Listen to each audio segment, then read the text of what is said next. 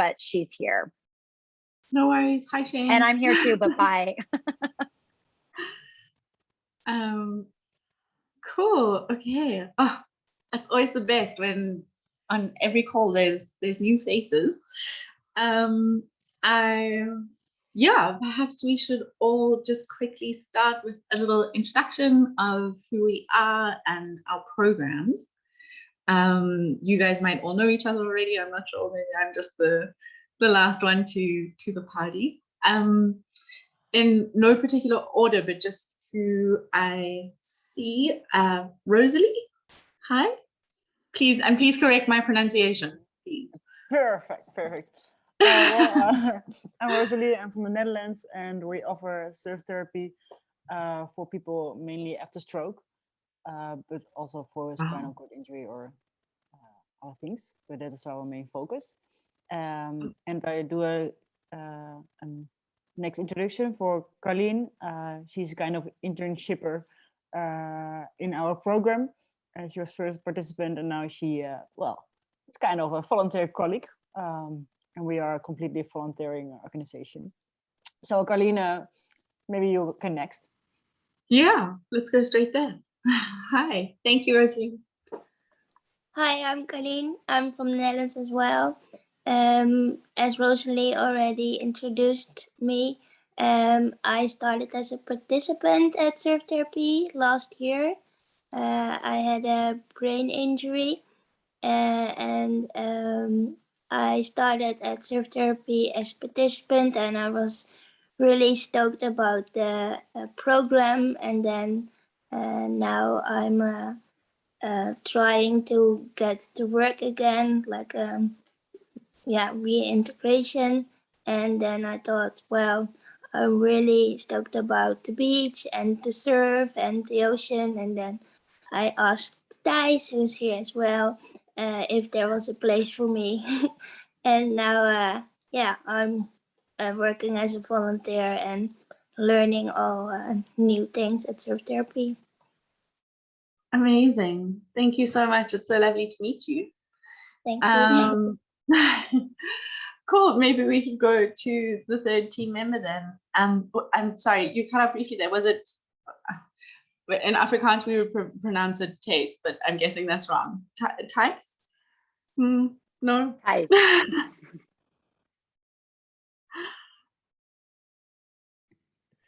Yeah, thank you. I'm Thijs. I'm the one time I met an Englishman and he couldn't remember my name, and then he said, "Oh, I know it. I know how to remember it. It's break the ice, Thijs." So that was. That's very fun. Yeah, but I'm also from Holland, and I'm the founder, one of the founders of the foundation surftherapy.nl, and we also started this year a company, surfclinic.nl. Okay. We have the status of a healthcare institution at the moment. We are not running it at the moment like we want to do, but with insurance companies, that's very difficult to start with. So, and we don't have not so many money to pay people. So it's still an organization with all volunteers, but we pay them in happiness and a lot of pleasure. So, and for me the same. We all do it voluntary, and it looks like a job, but it's the best job beside my other job. But Amazing. Thank you so much. And congratulations on the company. And thank you for everything you guys are doing. Cool. Parker? Hi. Hi, thanks for having me on, Ash. My name's Parker. I've been a long time volunteer within surf therapy in San Diego and I guess North Huntington Beach and pretty much all of California. I am now working with Jimmy Miller Memorial Foundation. They decided that I was showing up enough that they wanted just to have me kind of stick around. So I was very, very fortunate to have them reach out that way to me. I'm a therapist by nature, but a surfer by heart. So the two worlds have collided for me, and it's the best. So thank you. Amazing, cool. I love that description. Thank you. Hi Shane. I know you don't have Hi. video. But Hi, can you hear me? Sorry, I feel so bad. I'm like in my car and I'm like trying to get to my destination so I can be more present, but my morning got a little garbled. So thanks for like just giving me a quick hello, and it's nice to be on this group and kind of see familiar faces, and I'm excited to hear what's to come. I am a physical therapist and not actively working in any particular surf therapy organization right at this time. However, helping lead the working group for vets and first responders right now. So yeah, that's a little bit. Awesome, cool. Well, thank you so much for joining, even though you're not in like ideal scenario. We're really happy to have you. It's much more pleasurable to at least listen and be present sort of here, and then sitting on top. I'll take it. Thanks. Cool, no worries.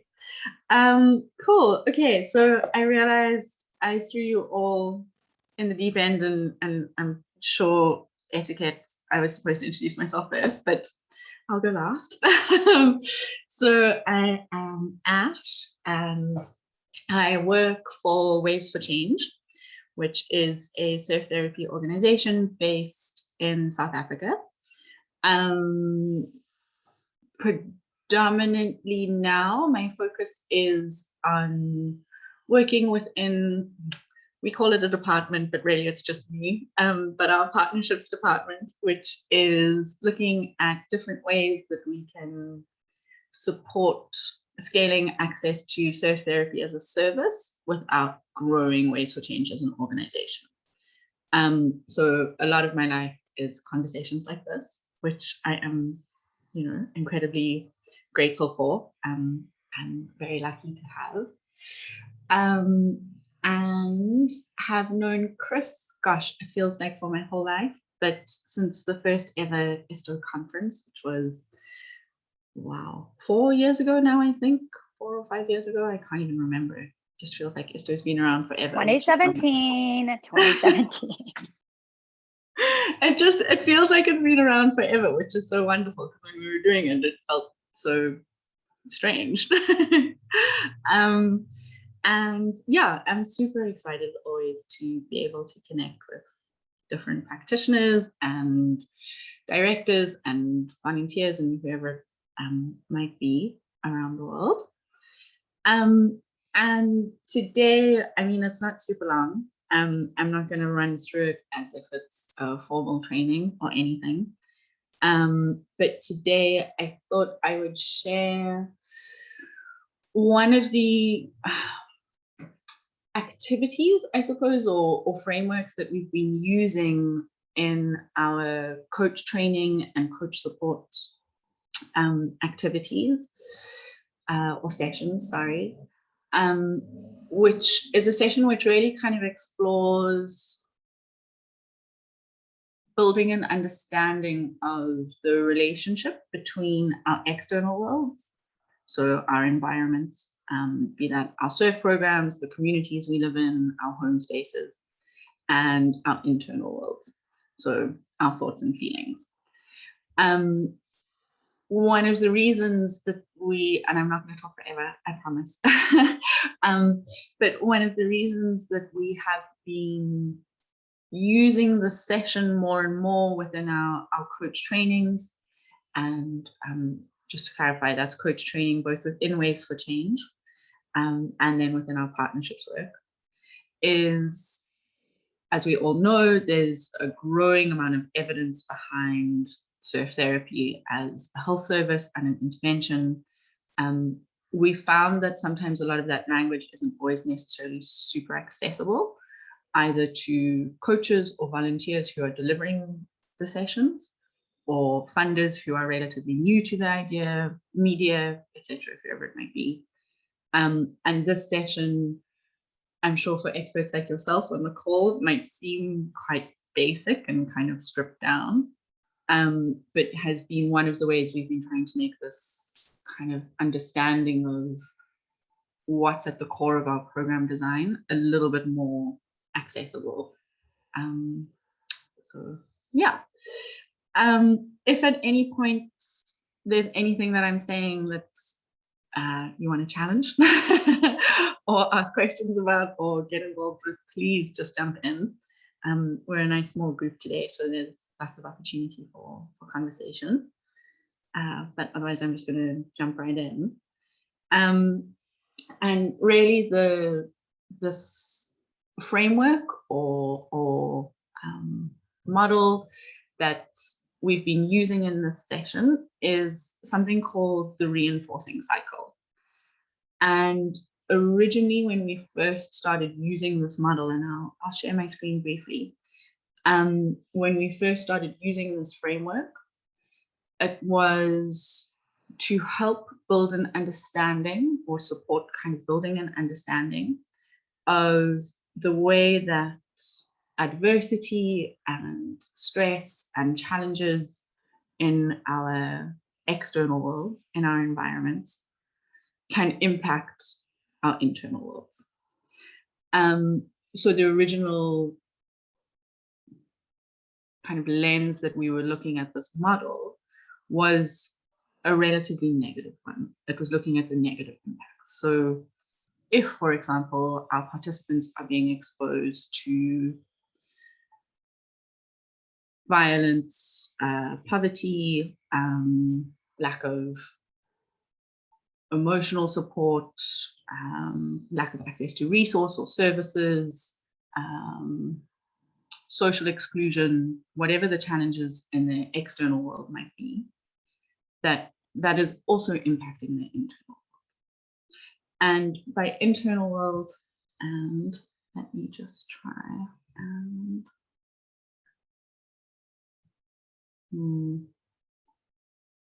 find this. Sorry, 1 second. Okay, I'll come back to that in a second because it's not showing up.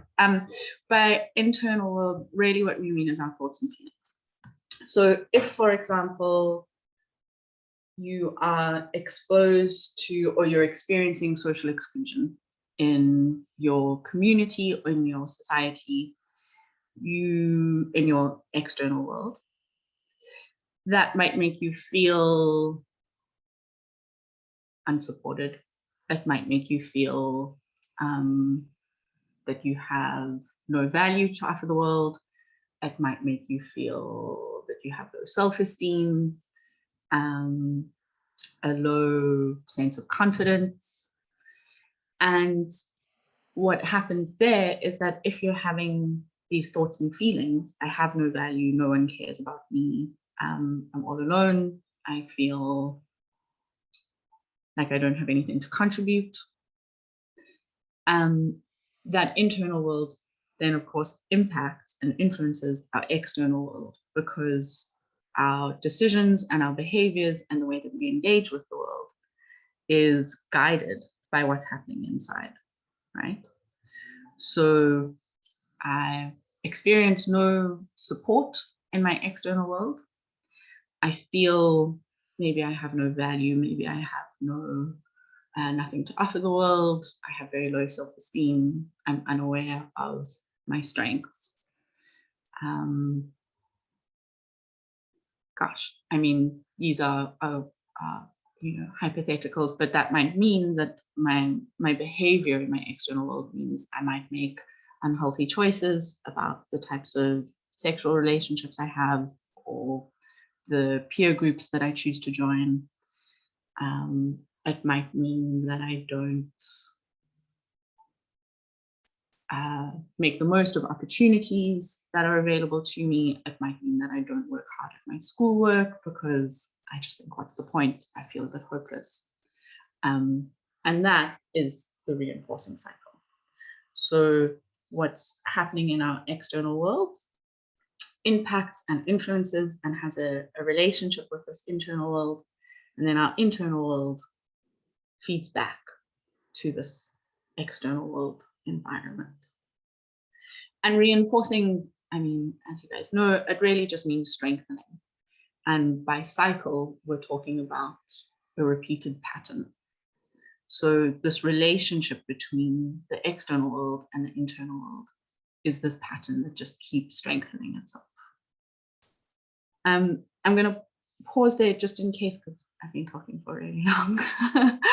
And normally in person, this would be much more interactive. I'm just going to pause there briefly. Is there anything that is coming to mind for you guys in terms of the surfers that you work with, or yeah, anything that has felt unclear in what I've said so far?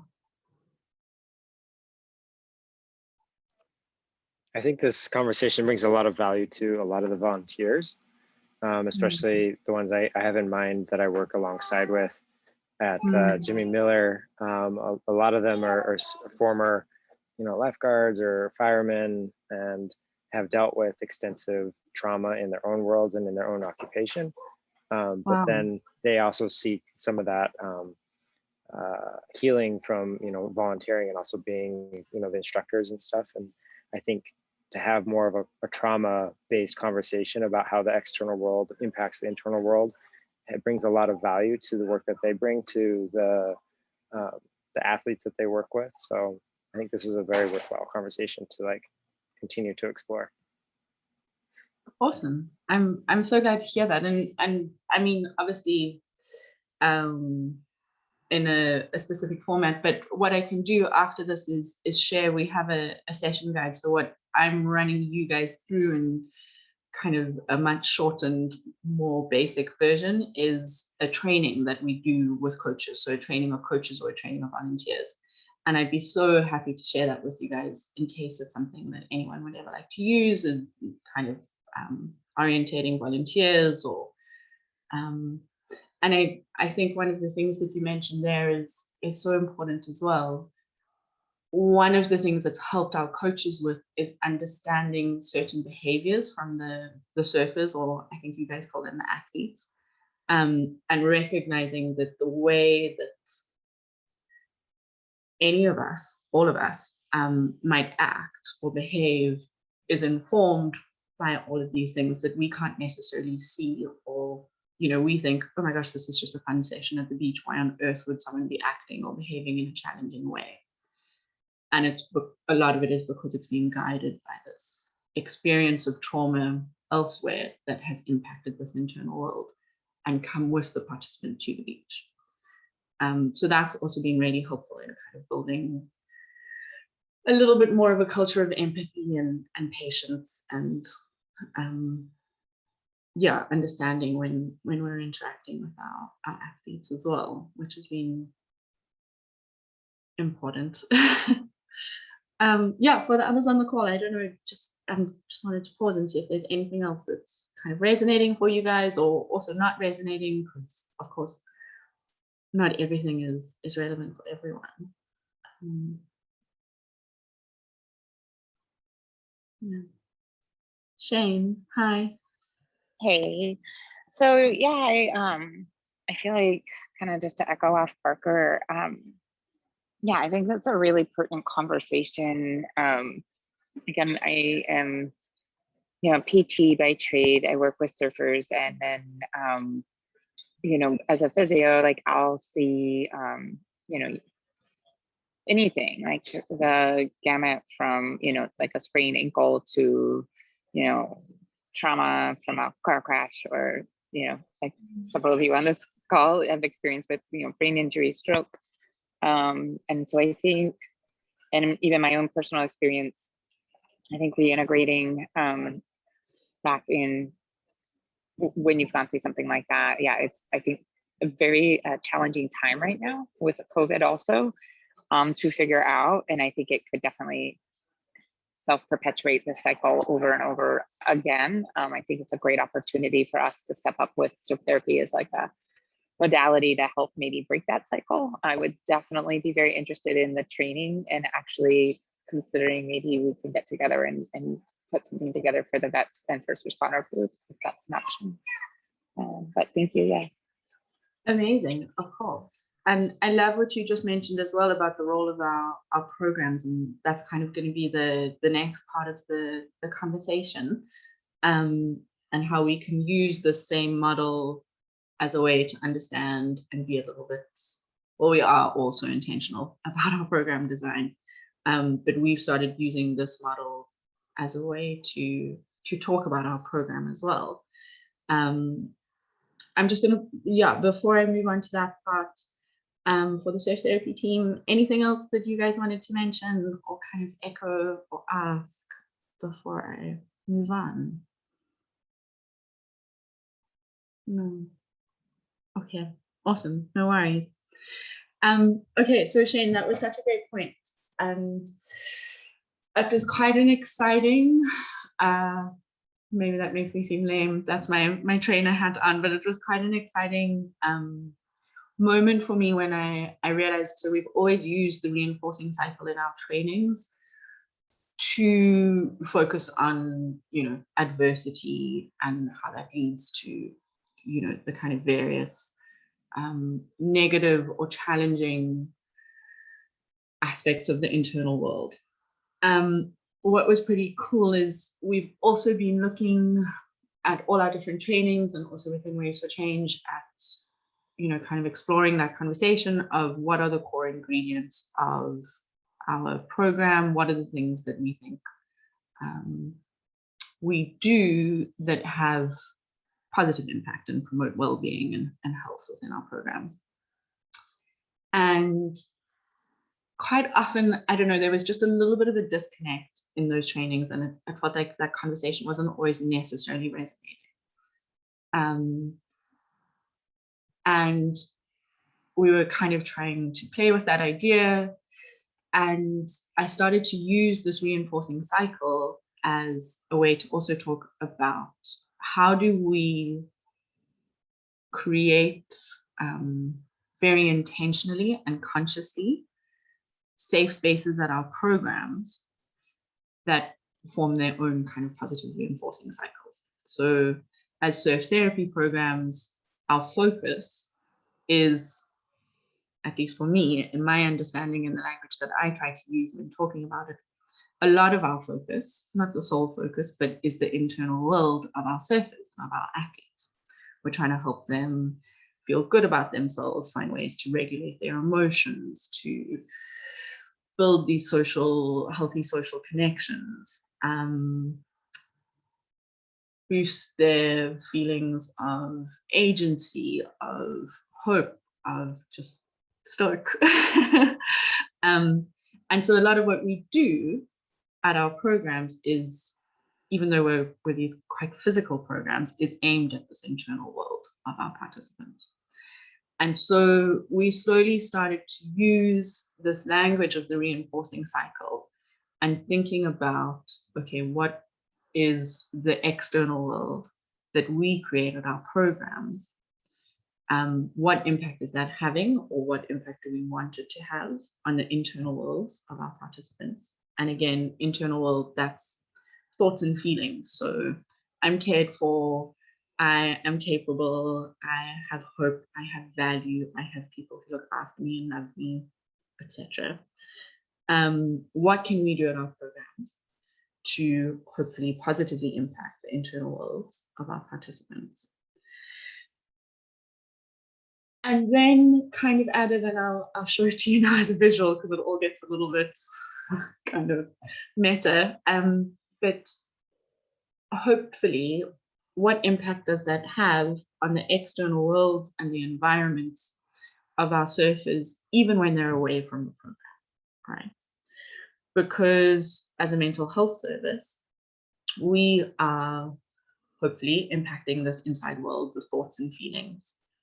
And if we can do it the way that we hope to do it, that inside world is going to go with the participants wherever they go, right? might be a little bit harder for them to access if they're in a very kind of adverse, stressful environment, to tap into that feeling of stoic or feeling of being cared for or calm or connected. But hopefully it's there, right? And so we kind of, and I don't know why my screen sharing wasn't working earlier, but I'm gonna try again. We hopefully have managed to have this kind of third element to the cycle. So our cycle has become a bit of a triangle where we create this external world of our programs. And this is where we have those core ingredients of our surf therapy programs. And of course, for each of us, that's a little bit different. But by creating that space, we're impacting the internal world of our participants. They then take that and it feeds back into whichever environment they're in.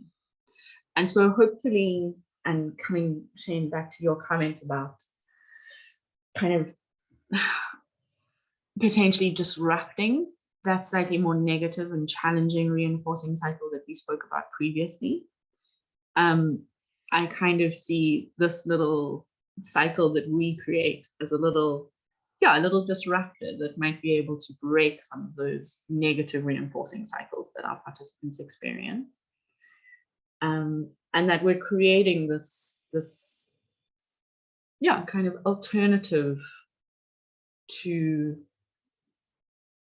that other pattern, and all possibly doing that in slightly different ways. But I've had this conversation with lots of different partners in lots of different spaces and lots of different program models.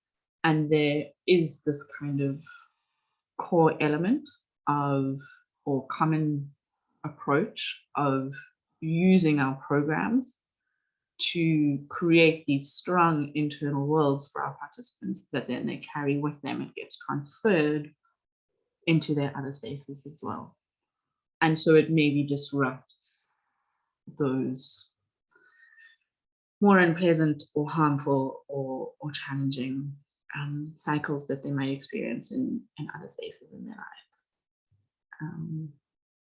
So yeah, I'm going to pause there again, and I don't know if there's anything that's coming to mind for you guys about, and it can be the smallest thing, but something that you feel you do at your programs or at your safe spaces that positively impacts the internal world of your participants in a way that they might be able to carry across into other spaces as well. I can say something about it. Well, Yeah. what we see is the sometimes, most of the time, the participants are not coming alone. They come with some family, sometimes a son, little son, sometimes a partner, a wife. And what we see is that, for example, in particular when the wife is with the partner is maybe hemiplegia, and he is going into the sea, going on a surfboard, sitting. And the partner is not disabled at all, but she has not the confidence to go in there. And you see, well, some changes between them, and some proud from the wife, but also the confidence. Okay, well, maybe he can more than I was thinking. And they see the progress and improvement, and well, it's a directly connection what you describe in this figure, actually. Yeah, amazing. And I mean, again, with this model, I think what's been really helpful about it is it's kind of helped give us a little bit of language to something that we're already doing, right? I think most programs are doing something similar to this.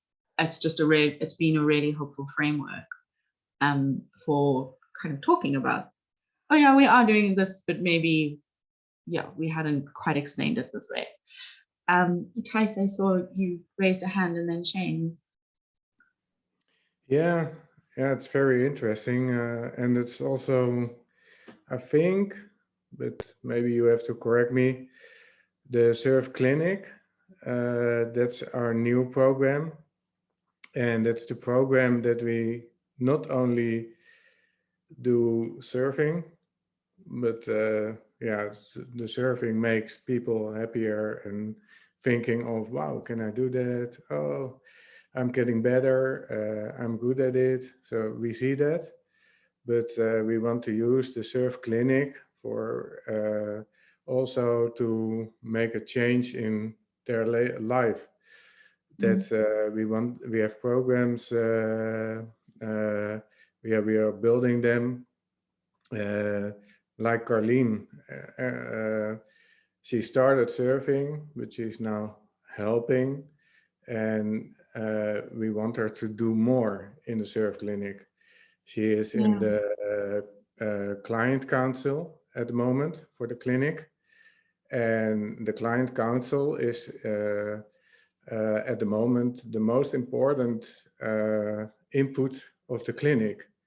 They have to say how we have to do this, but they make their own program, but also they're really, yeah, she's good at, she can say from her heart what the healthcare system must be for her, what the best way for her is, yeah, to get to work, to get further.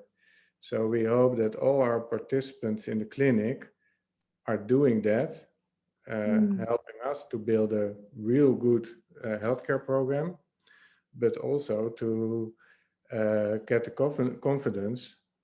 Yeah, they know the best. We know we also our patients file has the name Patients Know Best. They have their own file. They give us the permission to write in it, to read in it, but if they don't want it, they close it for us. It says they are in charge, and that's the system we want to get. But also that at the end, they go to work. They have a lot of talents, and we can see them, and we want to explore them. And that's our goal for the clinic, to do much more than only the surfing, only the I think that's also in the, yeah, they create their own external world from a strong internal world, I think. Is that correct? Completely. Completely. And I love how you've just kind of expanded this whole model and taken it even further. Thank you. I mean, I think it's one of those things that seems quite obvious in hindsight, but I think this language around being able to say that a lot of the focus of our programs is this internal world, and that then that internal world can kind of, exactly as you say, be used however intentionally or consciously to create new positive external worlds, or to choose how you interact with adversity in your external world, or whatever it might be. But it's been quite a big shift for us, definitely, in our language about the program, and also our understanding of how we design our spaces and how we can be intentional about our spaces, and thinking about everything that we do as a potential way to impact and influence whatever's happening internally with our participants. So it's informed everything from coach training and the kind of skills that we feel like our coaches and volunteers need to strengthen this internal world, to our curriculum activities. So it's been really cool, and it's always so affirming when something resonates across all sorts of different program models and contexts and geographies. So yeah, thank you. Shane, I saw you put a hand up earlier. Yeah, I took it down. I was like, oh, she's sounding noise, but yeah, I had a question and then a thought, and I just love I love the idea of how this was brought up. I couldn't see who said it, sorry, but with the caregiver, possibly breaking that caregiver fatigue as well. Being able to see that there may be more independence. I think my experience as a physical therapist working with patients who've had strokes or brain injury is that we can kind of go both ways, right? Like, so you could see, a overly concerned partner or parent or caregiver that maybe overdoes it, doesn't, we know that like if we want the brain to reform and regenerate, like we have to give it every opportunity to try, to do as much as we can without, we're always going to compensate, but like trying to always give that opportunity. And I think, that the lines can get blurred with like caring and just facilitating versus, either I'll just hurry up and do this, or, but over time, like that's really exhausting, right? So I just love that idea about you're actually changing the external world for the participant by changing their internal world as well as the external world of the caregiver or partner. So I do love that, like because everybody's life changes with an event like that, right? Like, so at least initially, and you adapt, but I do really love that. And then the other question I had was, how do you articulate this to your athletes, surfers, participants, whatever, however you want to denote the name? Do you take time on the beach to talk about this concept in that same language, or are you just delivering this to the volunteers? Interesting question. I love that. So not in this language. Partly,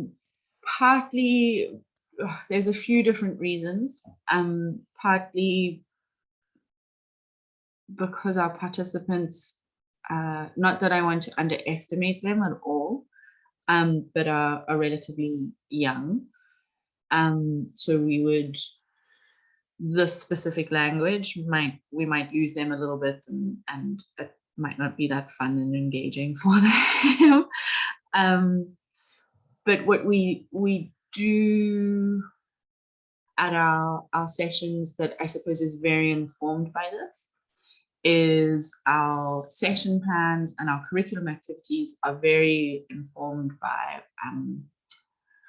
concepts such as behavior activation. And so we are constantly trying to build the self-awareness of our participants about what are the things that are happening in their external world that make them feel good, make them feel cared for, strong, helping them recognize their strengths, helping them recognize situations where they have asked for help, or anyway, a million different examples. And we do that both through, we always have, we kind of call it a debrief, so like a reflection after one of our curriculum activities, and we use 3 relatively simple open questions that help link and kind of ground very specifically for the participants, what were they feeling and what were they doing and what was happening when they felt that way. And then we ask them, depending on the activity, the wording changes, but how could you use this at home? Or what are some of the ways that you could feel this even when you're not at the beach? So we're not necessarily using this language, but a lot of the language that we do use with the participants is kind of being informed by this. And then we also just do a ton of positive reinforcement. And, we have this technique, which I'm sure a lot of you are familiar with, which is TLC. So tell it, label it, celebrate it. So tell them what they're doing, label it. Oh, you're sharing a surfboard. Your label would be that's kind, or that's generous, or that's patient, or whatever it might be, and then you celebrate it. So trying to kind of really positively reinforce these situations a lot. That is quite specifically because our participants are young, and we have quite big groups, and so there's not a lot of kind of direct one-on-one communication. I think with perhaps older athletes or smaller groups or different program models, it could definitely be relevant to have this conversation with athletes as well as the coaches. This session in particular, we've only had it with the coaches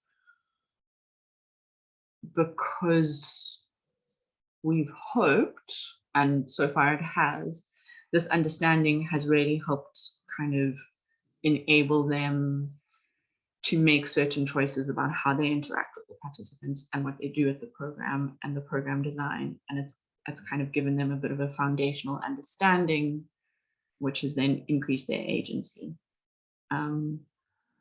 Because of the Waves for Change model, the coaches are really at the heart of our program, and they need to have quite a lot of understanding and structure within which to be very independent. And this has really helped with that. So they can make a lot of decisions themselves about kind of day-to-day activities based on an understanding of what they're trying to achieve. Yeah, I'm sorry. I hope that distinction, but again, that's just Waves for Change. I think this could be a really exciting session to do with older participants. Definitely. Thanks. Thank you for going through that. Appreciate it. Cool. Rosalie, hi. Hi. Well, if I may add a little our own experience, I'm happy to see such a figure. It helps me to understand what you're talking about in the first minutes of the session, and I think, well, I would use this figure more for external parties to make transparent what we are doing. Next to the opinion of oh, you are just surfing and playing in the waves. I can now maybe better grab a pencil and a paper and write down what we actually are doing, and then describe in all the circles some examples. And completely. Sorry? No, definitely. It's yeah.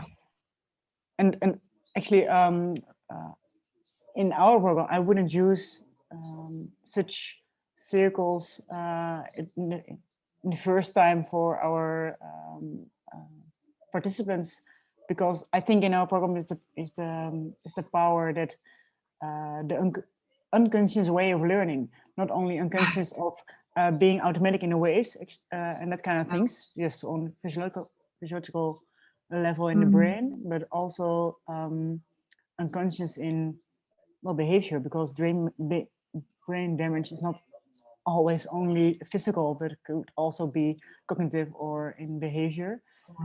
And they have already had a lot of conscious way of learning in rehab. And now this program, I think the power is that more than only the surfing is unconscious, but also the interaction with the other participants and with the volunteers and with the coaches. But I also see the advantage of such circles and such theories to explain in a certain way to the coaches and to give them a kind of learning program, instead of just doing what you feel and doing and feeling just doing I want to try to say, well, just being yourself and being social and being helpful and that kind of things. For some volunteers could be helpful to know what is behind their good behavior. Well, it could be helpful, but I think mainly not for the other parties than the participants. I love that. I think so. I'm going to just respond to your second comment first, I think what's been really affirming for the coaches, and again, it kind of depends how you have this conversation, if you have this conversation, but what's been quite, I think, quite a boost for them is to realize that even the smallest things that they're doing, just by kind of being a present, caring mentor, they are having this impact on the internal world, right? So this external world, we can be very intentional about it. We can be very conscious about it, but it also can be relatively simple. And I'm sure there's a lot that's already happening at your programs, everything that you're doing at your programs or at your spaces, that is having this impact on the internal world. And so that's been really great for our coaches. And then your first point about communicating our work. I mean, gosh, and Chris can testify. I think anyone who's ever been part of a surf therapy program can testify to the challenge of trying to say, you know, it's more than surfing, or what is the value of surfing. And so I definitely agree, and I'm like so excited to hear you say that this might be helpful as kind of a basis or a structure for when we talk about our programs and say, like, sure, it's just surfing, but what surfing offers is the opportunity to impact X, Y, and Z, and then you can kind of run with it.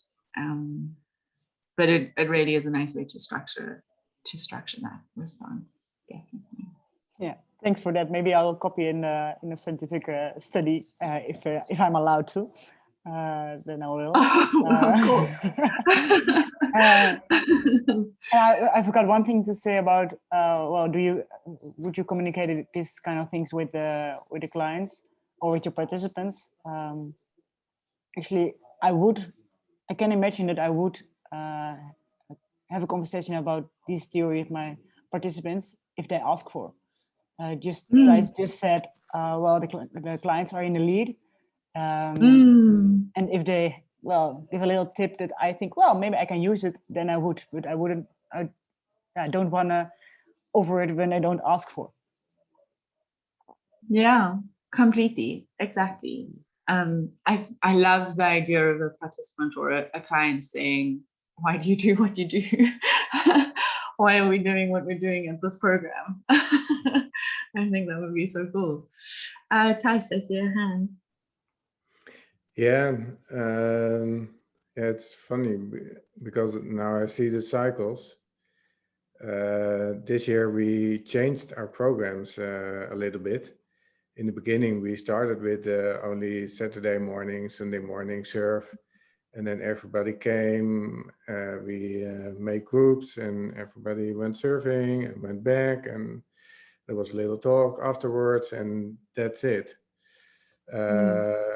And then now this year we changed to make it a whole day. We start. Wow. Everybody an introduction. Everybody tells us why he's there. Also the coaches. What's your goal of the day? What's your goal with surfing? And in most of the time, we tell a little bit about what we think surfing can do. If there are a lot of people, most of the people have brain lesion and brain damage. Then we talk about it, what our theory is, and together with the results from our studies, why we think surfing helps or can help, can change things. And then we go to the water, but in between we have yoga, we have a lunch, a healthy lunch, because the client council said it must be healthy. So we do our best. But the change, I think, is now also that everybody is more together with also the coaches, but also the participants, they talk a lot more in this setting. They are leveling, but also we have a lot of students, physiotherapists helping us.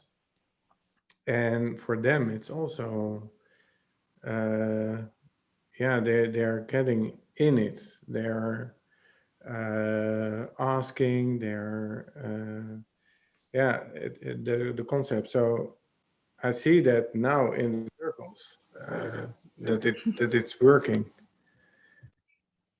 I love that. Thank you. Oh, that's Siri thing, but and that's, I think this day program works better than only a morning session.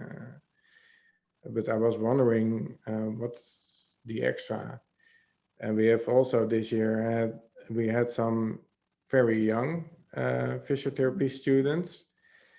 And we saw a change with the other students. They went to play together. When there was a break, they played together and there was less interaction. And then I thought, oh, there's something going. And yeah, I think it's a loss from the external world was losing it a little bit at that moment. So we are also looking for students who are more interactive, more searching the contact, and I think that's I think it's such a point and a good point. And Colleen, I see your hand, and I do also need to keep a small eye on our time. But I think that's such a good point about just recognizing we might see changes externally. We can't always assume what's happening internally exactly, but this is such a helpful framework for that reminder that what we're seeing externally in terms of certain behaviors is linked to something that's happening in the internal world, right? We might not know exactly what that is. We can't unless we have that relationship or whatever, that conversation with the surfers. But it is such a good kind of starting lens to recognizing that relationship. Colleen, I'd love to hear what you wanted to mention, and then I know we're almost out of time, and I'm so grateful for everyone's time already. I will try to talk quickly, but I just want to say that when we ask our surfers what their goal for the day is, most of them the first day they say, I want to stand on the surfboard.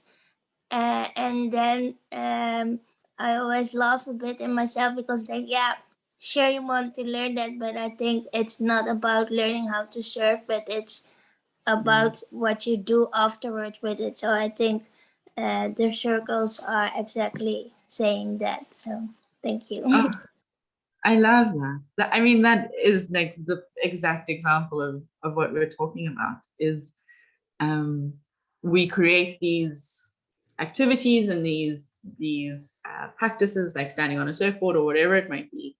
And of course, that in and of itself is important, but exactly like you said, it's about the impact that's going to have internally and how that might be carried into all other aspects of their life. So yeah, thank you. Thank you so much. That was a great example. Parker, I saw you unmuted briefly. I'm not sure if that was intentional. Yeah, I'll be quick. I just noticed the time too.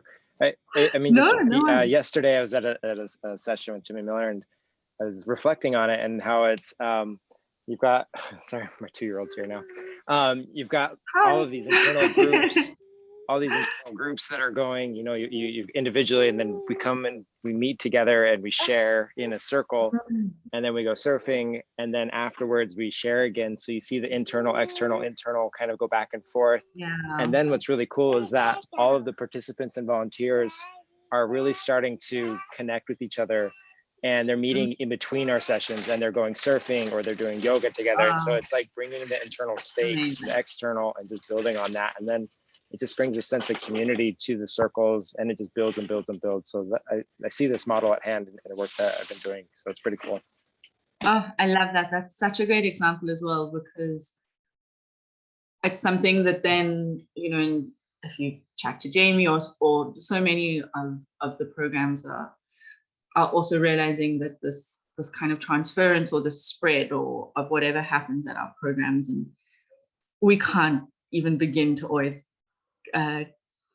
or at least for us, let me not talk for you guys, that it ways to change. It's nothing we can take credit for ever having kind of planned or being intentional about, but to see the way that it just kind of ripples out into the athletes' world, and even just taking that agency and saying, you know, we will try and create this positive space, social connection, even away from the space that's already been created for that, is just so exciting, and yeah, such a great testament to that.